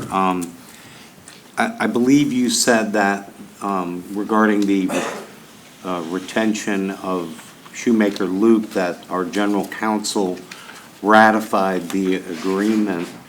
Did you mean that from the standpoint of he ratified the contents of the agreement, or he ratified the procurement process for that agreement? Because these nuances are very crucial to our determinations here. So, no, you're correct. And to that point, I think the language that we use in the report was apparently ratified. And so what we meant by that was process-wise, because only the board can approve legal services. And certainly, HART's general counsel had some involvement here. And frankly, it's to the credit of the Shoemaker firm who asked that he get involved in the process to do that. We had no indication that Shoemaker was aware of any of these issues or did anything wrong at all. So it was a process ratification. Mr. Chairman, may I ask Mr. Smith to also respond to that? Essentially, what transpired was the engagement actually started on the 7th of June, and I was contacted on the 10th of June. At that point, there had already been discussions regarding the separation of Mr. Seward and Ms. Lee from the organization. I got a draft of an engagement letter that was addressed to HART, care of Transpro, with Transpro's address and with a signature block for Transpro. So it was my understanding that this was going to be legal services provided to Transpro in order for Transpro to provide the consulting services. As such, I did not see that as a HART procurement nor a HART obligation. But however, since they were dealing with HART employees, it was important that I participate in that process to make sure we minimize the liability. To Mr. Cristaldi's credit as Shoemaker, he called me up because he was cognizant of that fact. So it's accurate that they communicated with me throughout, that I knew what was going on. I got drafts of the separation agreement. I think that is what Carlton is looking at for the sense of ratification. It wasn't that I said, you have procured this pursuant to appropriate policies. It's that I was under the impression I was working in my role as general counsel to make sure HART was protected as this obligation was being discharged by Shoemaker through Transpro. And so if you look at the communications, that's exactly what they had. I was a little concerned with what had happened, and because I'm not involved in procurement, I had sent an email that I sent you copies of, and it was June 12th, 2 days after I was first contacted, outlining the emergency procurement requirements and the sole source procurement requirements, because I did not know, and my introductory paragraph said, I do not know who's advising you on procurement issues. Typically, that's the director of procurement. I'm not consulted until either it comes here or there's a blow up and there's a termination of contract effort. So I was concerned about how it was proceeding, but nonetheless, I saw my role as representing HART in order to make sure we didn't create liability by virtue of the way this was handled. And I can see why Shoemaker would have thought I tacitly approved it, but I have no authority to approve anything. I can't procure anything. I just, but I can understand Shoemaker may not have been aware of it. I know Mr. Limmer is, but Shoemaker is not. Thank you. Okay. Let's do this. Are there any questions on any of the findings that constitute a violation of HART policy? That includes all 8. Are there any more questions on those? Any questions? Any questions? Are there any questions on the inconclusive findings as to the violations of HART policy? Are there any questions there? I have one question, Mr. Chairman. What was the total P-card number that was misappropriately spent? So again, that's not a function that we undertook to try to add that up. That's probably better suited for a forensic accountant rather than lawyers doing an internal investigation. No. Okay. Since there's nothing else, I don't see anyone else saying anything. Let me get some things on record. Carlton Fields. On the operation support proposal, I'm sorry, we'll go back to number 1. On the legal service invoice, that's not either, number 1. The allegation, transfer received an unfair competitive advantage when bidding on the $3 million management consultant contract because the solicitation work scope originated with Transpro, and it goes on. Is that one of your findings? It is. Under 2, legal services invoice from Shoemaker, Loop, and Kendrick, you're finding Mr. Limmer authorized Transport to retain Shoemaker without board approval. According to policy, HART General Counsel appears to have ratified Mr. Limmer's conduct also without board approval, but he explained it. Am I correct? That's correct.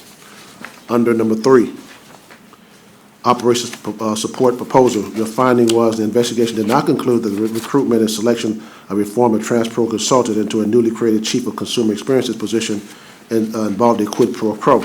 However, Mr. Limmer unilaterally executed a $99,000 proposal with Transpro for operation support consultant without providing other vendors an opportunity to submit proposals or involving procurement in the process before executing this engagement. It goes on. Is that part of your findings? It is. Number 4, HART's P-card policy. You found that Mr. Limmer used a P-card for per diem while traveling in violation of the P-card standard operating procedures. And it goes on from there. Did you find that, is that one of your findings? Yes.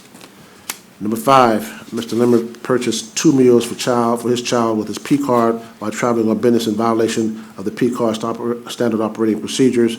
The card was purchase of food or meals that are not required for HART business. Is that one of your findings? Yes, that's correct.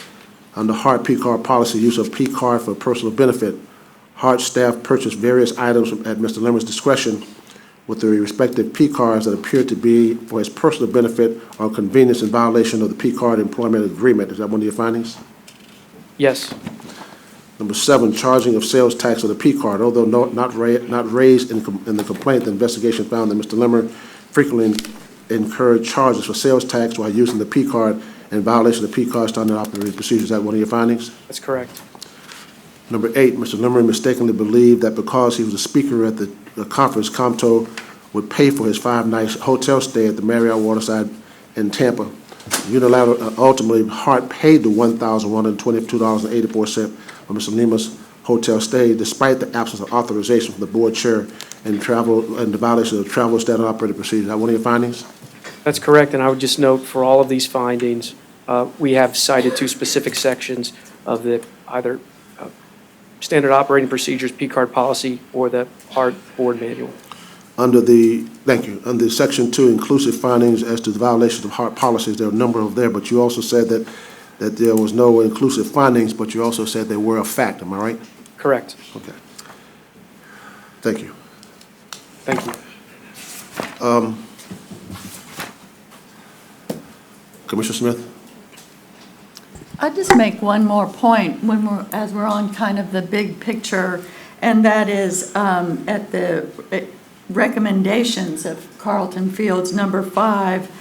This is not a he said, 2 sides thing. One of their findings on page 25, number 5, is that their investigation after, talking to many people, is that the concerns expressed in complainant's written complaint were not isolated. Other employees of HART expressed similar concerns about many of the issues that were the subject of the investigation. HART employees either didn't know how to elevate their concerns or feared retaliation if they did so, with employees expressing a lack of confidence in HART's reporting system. And so, in addition to, as you referenced, that they found that, and as they told us at the beginning, that their findings corroborate the facts in the complainant's letter beyond the 8 violations of policies and procedures. We have a big picture of corroboration by everyone else that they interviewed for the overall sense that we have a CEO bending the rules, going outside, not just violating policies, but willing to bend the rules or come in with a $99,000 contract or break a contract into smaller parts. So just adding that Okay. context. Anyone else before I make a statement? Carlton Fields, in their investigation, found 8 different issues, finding that the Constitution, that constituted a violation of HART policies by Mr. Limmer. The first one, dealing with Transpro and a $3 million contract that gave Transpro an unfair competitive advantage. If that was Wall Street, that would be insider trading, which would mean jail time. That alone right there is a serious offense. We don't even need to look at the other 7. That one alone, on a $3 million contract, giving a vendor who submitted the scope of work that was given to the director of procurement, and then that particular firm rated higher than anyone else, it's unfair. That is absolutely wrong. Then you have the other 7 that was just egregious things that was done by the CEO at that time. The other 10 that they weren't able to have get inclusive findings by a CEO was poor judgment, extremely poor judgment. You got to realize this is an agency that is on a shoestring budget, $120 million compared to other agencies across this state and country. We're woefully underfunded. We utilize the dollars that have come from our millage, which is woefully underfunded. We utilize the dollars that come from those people that depend on, the poor people that depend on our transit services that pay their fare to come in to ride those buses. Violated funds we get from the state, violated grants that we have come from the other parts of the state and federal government that has a black eye on this agency, a black eye. If a bus driver had violated any policies, I'm quite sure a bus driver would have been fired immediately. But to come here and say that under eight findings, I'm sorry I made a mistake, by the CEO is uncalled for. It just can't happen. It cannot happen. We've got to build this agency back up now. We've got to put this agency back on the right track. It is going off course, and we've got to bring it back on the right track as a board. As a board. So therefore, I'm going to pass the gavel to Mr. Schisler and make a motion that Mr. Ben Limmer be terminated immediately with cause. Second. Okay, we have a motion and a second. Any further discussion? Mayor Castor. First, I want to thank Carlton Fields and also Mr. Barrack as well. And I agree that Mr. Limmer should have had prior notice or earlier notice of the complaint or access to the complaint. But one of the things, I've been in public service for 31 years, and I think that it is a very, very noble endeavor. And with that comes a great deal of responsibility. There's an expectation of trust. There's an expectation of accountability. The public needs to have confidence in you, and you need to be transparent as well. And as Chairman Miller said, 800 employees at HART that have an expectation of their CEO, and they are all held accountable. And so we have to have that same accountability. I know that Mr. Limmer's had 20 years of service. I have a great deal of respect for him. I think he's bright, he's capable. I believe he was focused. But we have to look at the facts, and that's all I looked at. If there are issues with policies and procedures, then you change those. You don't get an end around. You don't try to end around those policies and procedures. And that's what I saw on a number of these contracts that were put out. And then with the P card, anyone who has been in public service for 5 minutes with a P card knows exactly what you can and cannot do with that. And to pay your rent and to, the violations are insurmountable. One of the things that I always tell people at the police department and now in my position as mayor is that the issue is always right and wrong, but just as important is the appearance of right and wrong. And I agree with Chairman Miller that we have got to get this agency back on track. And I agree with your move to remove Mr. Limmer from Commissioner his Kemp? Oh, position. I'm sorry, Commissioner Kemp. Thank you. Thank you for your comments, both to the mayor and Commissioner Miller. I'd just like to add, I think this board owes a great debt of gratitude to the whistleblower. I think it took incredible courage, intelligence, and integrity to make this complaint.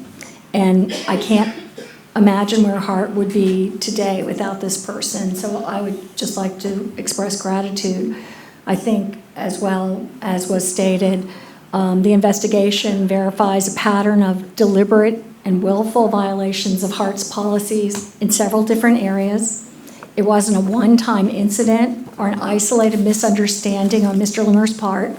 Mr. Limmer committed repeated intentional violations of HART's policies after repeated interventions by employees who reported to him. The position that he took in the investigation, that he was set up by HART employees who were out to get him, wasn't credible nor supported by the facts. Rather, the employees at HART repeatedly advised Mr. Limmer of the rules and how to follow them. And despite all the redirection, Mr. Limmer just refused to abide by HART policies. So I agree. I don't think it would be fair to the employees of this agency, to the public, or to move forward or to ever put Mr. Limmer back in charge of this organization. We have to move forward. Okay, Commissioner Smith? And I too would like to commend the whistleblower for their courage in coming forward. And especially in light of the fact that the report found that several other employees shared the same concern but did not feel they could speak out. So in that culture, I think it was especially courageous. And as we move forward, my hope is that this agency will continue to foster a culture where employees can voice their concerns freely and without fear of retaliation, whether their concerns are about the safety of our bus operators and riders, or whether they are concerned about proper procedures or ethics. And I hope this board will continue to listen carefully and act fairly on all of the concerns that are brought forward to us. And I'm really proud of your action and strong sense of righting this ship, Commissioner Miller. I have just one question about termination with cause. And maybe the attorney, Mr. Smith, can help us. I mean, I understand that it will cost us, certainly is cause. I totally agree that we have grounds to terminate with cause. My question is whether or not it would be more prudent or practical to have a negotiated settlement, given that although the termination with cause saves us the money of, the compensation package that comes with a negotiated settlement. At the same time, wouldn't we be embarking on a year or two of legal defense that would also be very costly and take a lot of time? I'm asking the question either for you or Mr. Smith or both of you to just have that discussion. Before Mr. Smith comments. Okay, Mr. Smith. Before he comment, my motion was with cause, Right. which means no negotiation. Termination Right. today, immediately. Now, Mr. Smith. Well, my thought is that there would then possibly be litigation that would be costly. Yes, just to clarify, the motion is for termination with cause, which under the contract terms would not entitle Mr. Limmer to any compensation. You can litigate anything, meaning Mr. Barrack could certainly say, we don't think you really met the standard of terminating with cause, and therefore we think you owe us money. He could either argue due process, which is part of what he was trying to set up earlier. I don't mean set up in a bad sense. I mean trying to get the predicate facts out there. Or he could also argue you didn't meet the burden of showing willful, intentional, et cetera. So yes, we could have litigation no matter what you do. But you know, you can also you can start the process by doing what you're going to do, and then the litigation can commence. You can always settle. Thank you very much. I support the motion. Okay, we have a motion and a second on the yes, sir. And again, I appreciate all the information, the input from the different ones around here. But, you know, when Mr. Limmer, when we hired him, we praised him. He did some great things. Also, with the amount of time he's been here, that there was a lot of things I don't agree, and it don't seem to me. I looked over all the different information, and like willfully, it was those people that was awarded wasn't someone he bought here.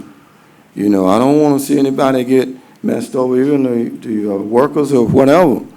But I feel that just to come out and just say like so harsh on things on him, I don't see it that way. Yeah, I think that there was some things that we could work out, or he apologized or whatever. And we've been in good hands with the entering as well. But just to come out and forget all the other things, including the COMTO, we was in meetings, and a lot of things that it was a lot of things right there that you couldn't say, okay, let's do this, let's do this. It was a lot of things happening and still are.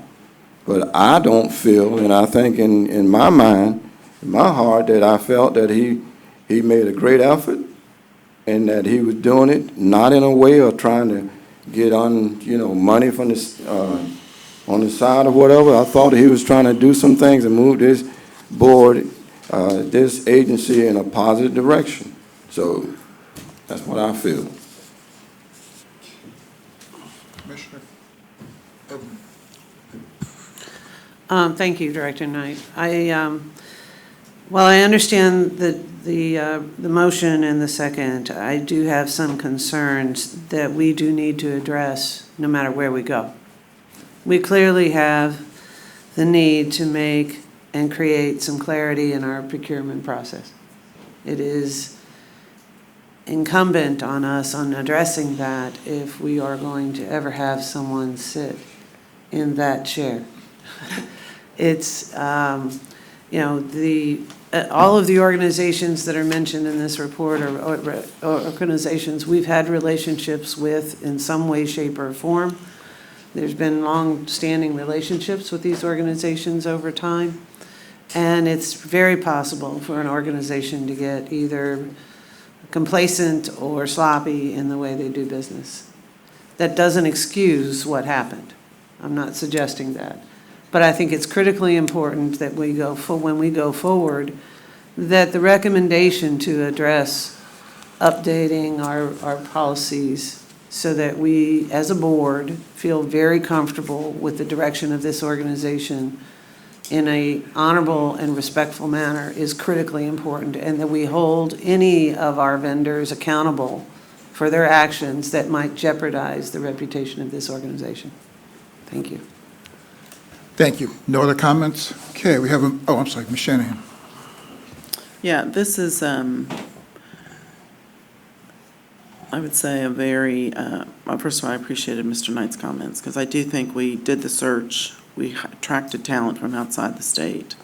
We brought somebody in, not excusing the inability to follow the rules and follow staff's guidance by any means. And was very, when I read the report last Sunday, was very sad because there are tendencies of behaviors that,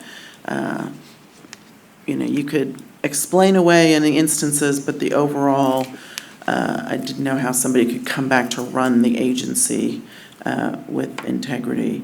But firing somebody for cause is really harsh.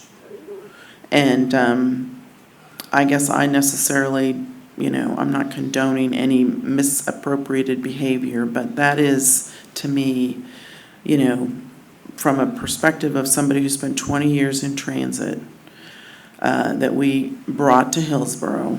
How long was he in the job? At the same time, we were anticipating, this tax money coming, build up the organization, get ready for growth. Again, I'm not excusing any of the end arounds or side arounds, but I think that it's for cause in an action like that is a very, very long-term detrimental professional impact on an individual. He didn't know TransPro when he came here.